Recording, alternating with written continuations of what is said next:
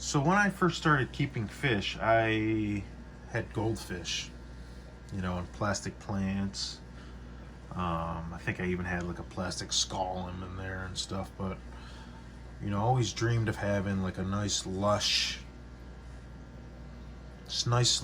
plants that like the fish can go hide in and stuff like that. But I was always pretty intimidated by that. But eventually I got bored of just having, the fake plants and the goldfish and all that. So I started to look into plants, and of course I started off with Vallisneria, water wisteria, water sprite, and those all grow great. The Vallisneria it grows insane in my tanks without CO2 or dosing fertilizer or anything like that. I mean, it was like a. Last year I put a couple plants of Val in a 40 breeder, and within 2-3 months, it literally took over the whole tank. It was like a lush forest in there. I didn't have any. All I had was shrimp, and eventually I just put a betta in there and it loved it. The betta loved it because it was literally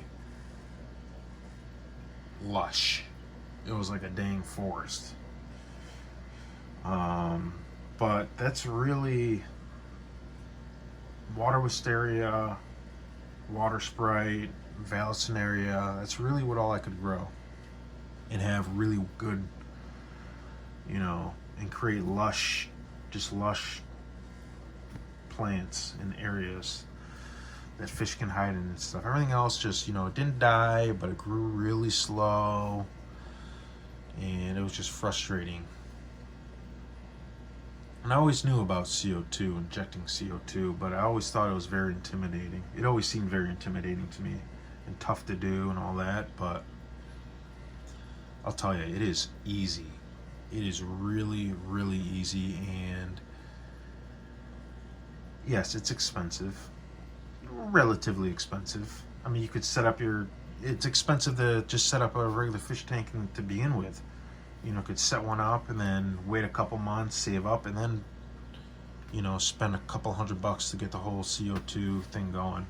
I think that's what all it cost me, is just a couple $100. But it's worth it. I tell you what, I've got a nice. I mean, this carpet's only a couple months old, but I would not have the patience to do this without CO2. I don't think I would be able to.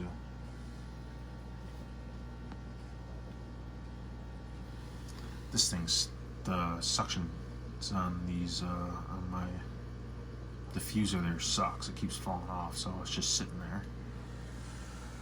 But this carpet is taking off. It'll fill up another month. This whole tank will probably, the whole thing will probably be full. But not much algae in there at all.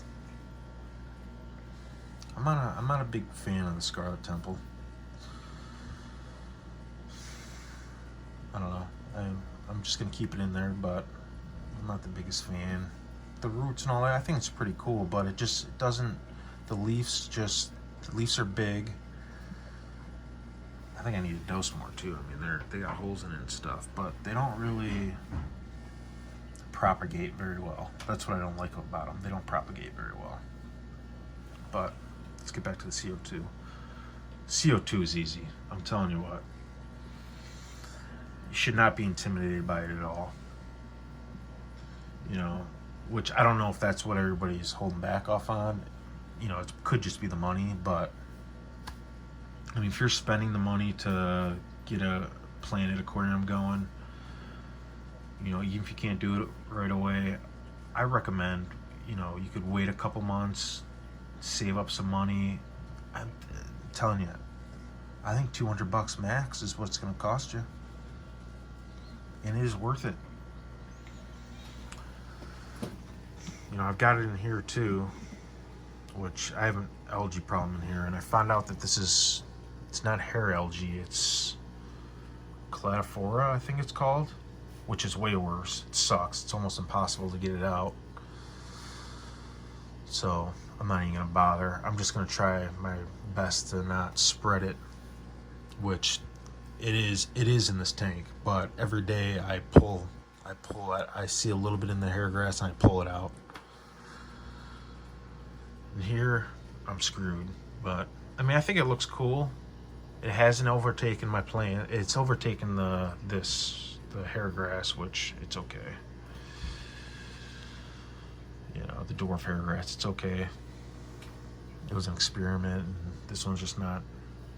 I'm not expecting it to cover since I have this algae in there, but it hasn't taken over my crypts, and it hasn't taken over that either. But look at this crypt. Thing is exploded. Like I can't do that without CO2. It would take me a very long time to grow all that, and I don't know if I have the patience for that. It's even showed off a runner in the back. I don't know if you can see that or not. But I tell you what, CO2 is 100% worth it, in my opinion. I think the price is worth it. You know, you spend money on the plants, you might as well get the CO2 and get it going. I'll tell you what, see, you got the diffuser, you got the tubing,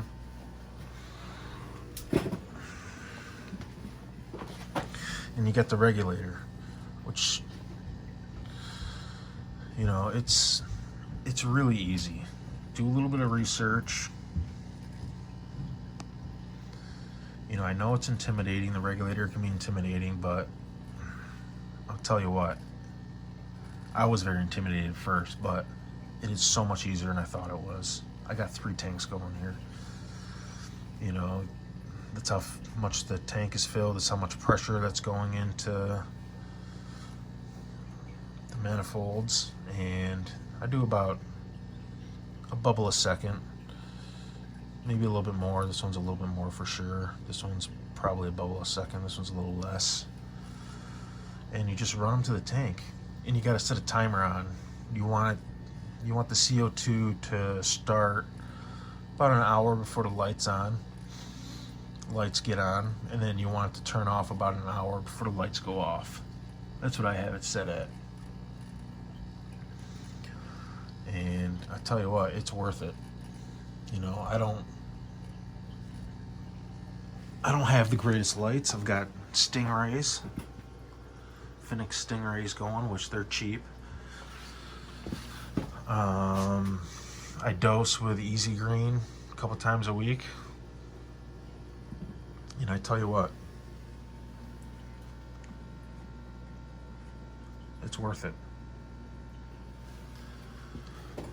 I'll show the other one I've got going here. This is the tank I just set up. I got CO2 going. There's no fish and no inhabitants yet, but look at that. I just planted these crypts and it's got new growth already. Look at that. Another one coming out. It's about, I don't know how, 5 days. But there's a lot of new growth already. And it helps with the algae. That's another thing. It helps your plants outcompete the algae, except for in this tank. It's disappointing, but I'll tell you what, the benefits are worth it. If you're spending the money on the plants, on the fish tank, on the aquarium, I highly recommend getting CO2. It's so much easier than you think. It's kind of expensive, but $200 total is what it cost me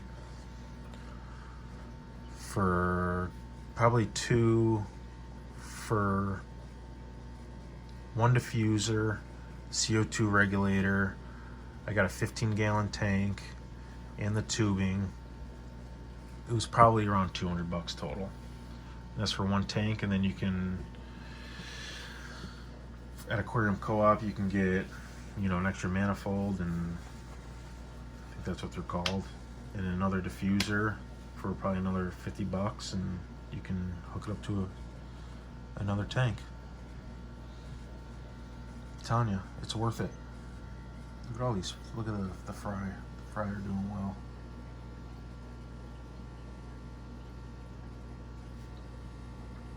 So yeah, that's my CO2 opinion. Do it. It's easy. A lot easier than you think.